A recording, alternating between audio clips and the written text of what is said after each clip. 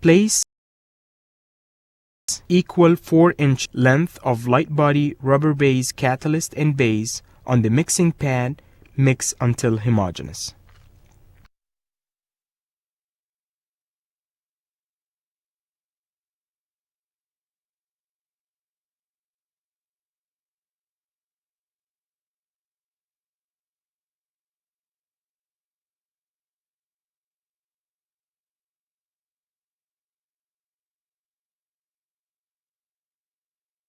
Distribute the material uniformly in the tray using a small cement spatula. Cover the borders 2 to 3 mm onto the labial and buccal surface of the tray.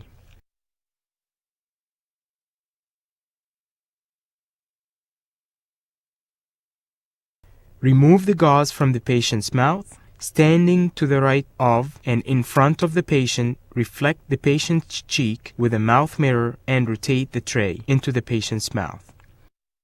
Instruct the patient to open his or her mouth widely and lightly protrude the tongue and lick the upper lip from one corner to the other. Hold it in position with the index and forefinger with enough pressure to keep the tray seated.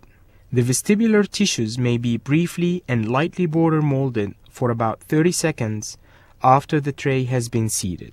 Allow the material to set. Remove the final impression. Inspect the impression to determine if it's acceptable. Checklist for the mandibular final impression. The labial and buccal borders are fully recorded. Retromolar pad covered. Retromylohyoid area covered.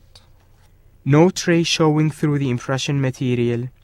Lingual, labial, and buccal freni correctly recorded. Using a sharp scissor, trim the excess impression material. Remove any unsupported impression material which would distort when the impression is poured, especially in the lingual flange area